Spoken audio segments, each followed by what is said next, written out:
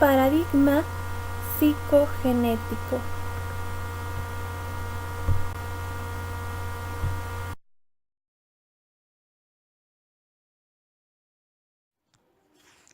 Antecedentes. Los orígenes del paradigma datan de la primera década del siglo XX y se encuentran en los primeros trabajos de Jean Piaget sobre la lógica y el pensamiento verbal. Piaget fue biólogo y epistemólogo, biólogo de profesión.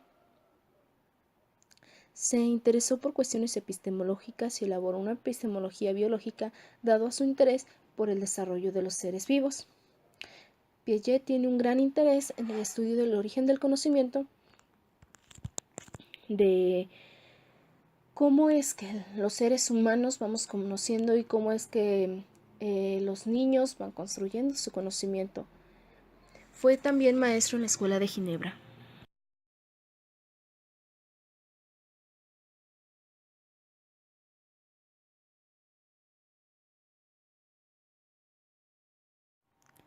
Problemática. El enfoque epistémico. La problemática del paradigma psicogenético constructivista es fundamentalmente epistémica. Piaget se interesó en la adquisición del conocimiento, acerca de qué es el conocimiento y cómo es posible que el hombre conozca su realidad. Él insiste en estudiar la problemática epistemológica desde una perspectiva genética, dada su profesión. Su teoría, también conocida como epistemología genética, se interesa en explicar el desarrollo intelectual del ser humano, descubrir y explicar las formas más elementales del ser humano, es decir, cómo se va dando el pensamiento y el conocimiento, y en seguir el desarrollo ontogenético de formación hasta los niveles de pensamiento de mayor elaboración, es decir, llegar a un pensamiento científico a través de la lógica formal. La problemática de este paradigma es comprender cómo el hombre alcanza un conocimiento objetivo de la realidad a partir de las estructuras más elementales presentes desde su infancia. Por lo que es muy común que se escucha a Piaget en niveles básicos de la educación, como el preescolar o la educación primaria, y que se introduzcan dentro de los planes de estudio aspectos o estrategias de la teoría de Piaget. También como el niño, por ejemplo, va conociendo a través de los actos reflejos que desde el punto de vista de Piaget son instintivos, y cómo va construyendo su conocimiento en base a ellos. Piaget dice que tenemos que ver esta problemática desde una perspectiva genética, dinámica y no de forma estática, como lo han venido haciendo los filósofos, y centrarnos o centrar asimismo toda nuestra atención en observar el proceso de las transformaciones a través del tiempo, es decir, cómo el ser humano va construyendo su conocimiento y cómo éste se va transformando a través del tiempo. Las preguntas básicas para abordar esta problemática son las siguientes. ¿Cómo construimos el conocimiento? Es decir, imaginemos a un niño y cómo es que ese niño va conociendo a lo mejor su carrito, a lo mejor cómo va conociendo el lugar donde duerme, su cuarto, su casa, su familia. ¿Cómo es que ese niño va construyendo su conocimiento? La segunda pregunta sería, ¿cómo se traslada el sujeto de un estado de conocimiento inferior a la del orden superior? Yo supongo que ustedes a lo mejor ya habían escuchado en otras materias a Piaget o a lo mejor en la prepa, pero con este video su conocimiento muy probablemente se vaya a ampliar y pase de un orden inferior a uno de orden superior. Su conocimiento, su construcción va a ser más grande y por lo tanto pues se va a ampliar y va a ser superior. La tercera pregunta sería, ¿cómo se originan las categorías básicas del pensamiento racional acerca de los objetos, espacio, tiempo, causalidad? ¿Cómo un ser humano y cómo los niños principalmente van concibiendo el espacio, cómo van concibiendo el tiempo?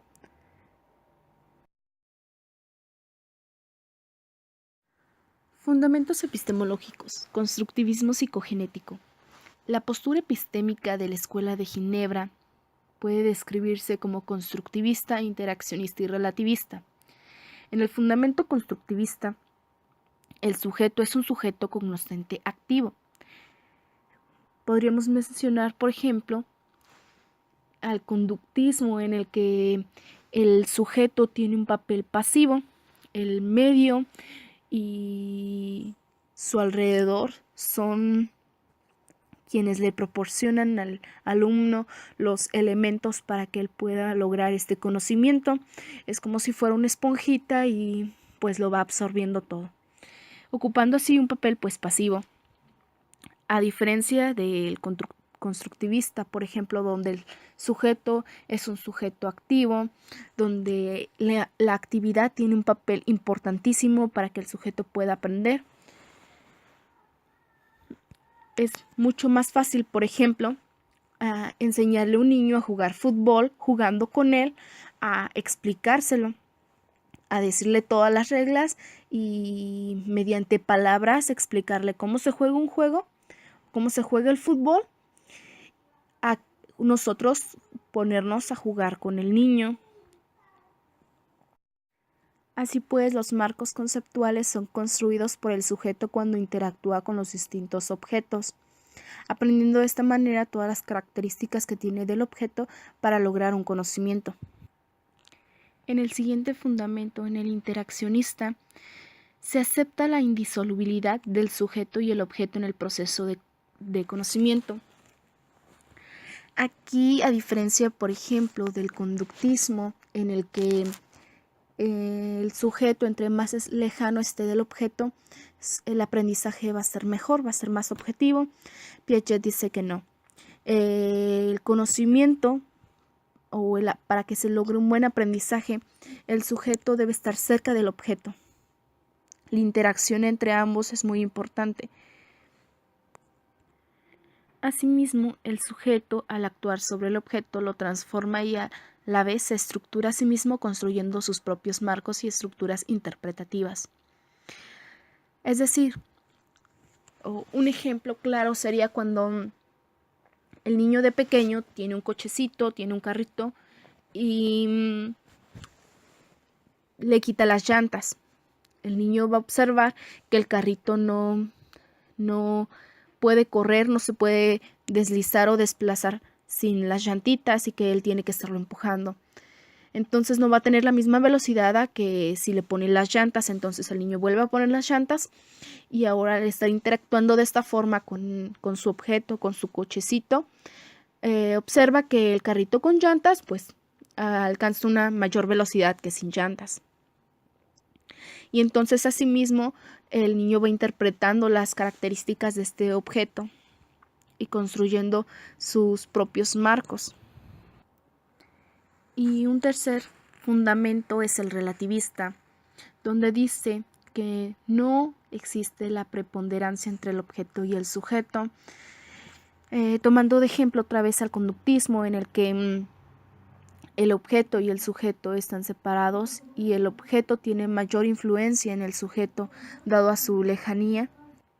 Un ejemplo en la educación a nivel primaria sería, por ejemplo, un profesor que es distante, es rígido y es tan lejano o tan distante con el alumno a tal grado que el alumno no tiene la confianza o no puede acercarse a él a preguntarle o a expresarle alguna duda que él tenga. Entonces, de esta forma se estaría impidiendo el conocimiento, por lo que el sujeto y el objeto son necesarios e interdependientes para lograr ese conocimiento. Otro ejemplo podría ser un profesor que es más cálido, que es más dinámico con el grupo.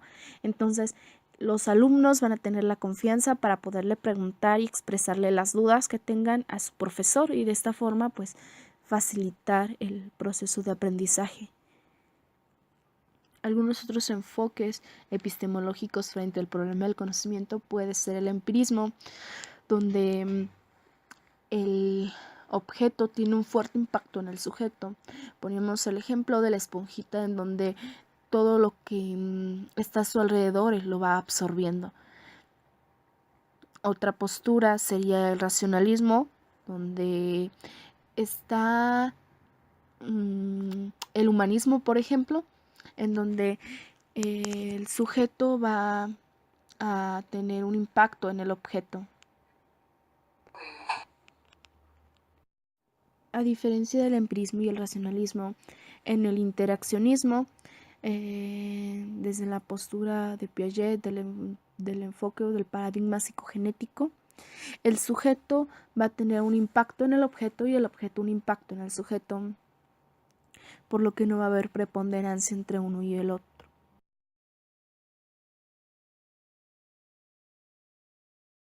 Supuestos teóricos: las teorías de los estadios y la equilibración. En el esquema conceptual piagetano, hay que partir siempre de la categoría de la acción. La acción es esencial tanto para la supervivencia biológica como para el desarrollo de la cognición. El sujeto actúa para conocer al objeto. Por más primitivas que sean dichas acciones, por ejemplo, los reflejos innatos, son consecuencia directa de un patrón de organización endógeno que existe dentro del sujeto. A las unidades de organización que posee el sujeto cognoscente, Piaget las llama esquemas, y son precisamente los ladrillos de toda la construcción del sistema intelectual o cognitivo. Una totalidad organizada de esquemas con ciertas leyes de composición y transformación forman una estructura de conocimiento. Hay esquemas que intervienen directamente en la regulación de las interacciones del sujeto con la realidad.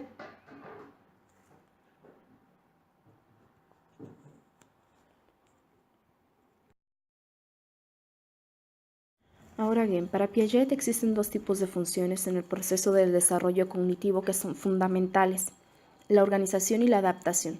Dentro de la conservación encontramos que permite conservar parcialmente las estructuras o sistemas coherentes ya adquiridos a través de la interacción con el medio. La tendencia asimilativa, que se refiere a las estructuras organizadas que tienden a incorporar variables que las enriquecen. En el primero podemos poner el ejemplo de nosotros aprendemos en la primaria el número 3, sin embargo, si nosotros vemos 3 colores, también sabemos que son 3, y la noción del número la incorporamos y la conservamos. Si en la segunda, que es tendencia asimilativa, si esos 3 números agregamos un color más, o esos 3 colores le agregamos otro, serían 4 colores ya, y el símbolo del número también cambiaría. Entonces incorporamos variables que van a enriquecer. Y por último tenemos la propensión hacia la diferenciación y la integración. Las estructuras, por su naturaleza dinámica y abierta, tienden a diferenciarse y establecer nuevas relaciones de integración. Si nosotros tenemos 4 colores aquí y 8 manzanas acá, sabemos que si sumamos todos los objetos nos van a dar 8. Entonces lo que estamos haciendo es incorporando la noción de suma o de resta a nuestros esquemas. Otra función importante en el proceso de desarrollo cognitivo para Piaget es la adaptación, que es definida como una tendencia activa de ajuste hacia el medio y supone dos procesos indisolubles: la asimilación y la acomodación. La asimilación se entiende como el proceso de incorporación de un elemento, característica u objeto a las estructuras o esquemas que ya posee el sujeto. Generalmente se asocia con una reacomodación de los esquemas como un producto de interacción con la información nueva. Es decir, nosotros vamos asimilando información. Ahorita, por ejemplo, ustedes están asimilando información que quizás desconocían, y si ya conocían algo de información, entonces estarían reacomodando la información en sus estructuras y esquemas. Esta reacomodación es gracias a que se está interactuando con el objeto o con la información nueva, y entonces surge la acomodación y asimismo un equilibrio. Es decir, cuando las estructuras del sujeto y el medio están compensándose una entre otra, entre los procesos de asimilación y acomodación, es decir, no produce cambios en los esquemas del sujeto. Así pues, la adaptación es el equilibrio entre la asimilación y la acomodación. Un desequilibrio entre estas dos es el punto en el que va a surgir el aprendizaje y el cambio cognitivo. Un ejemplo podría ser cuando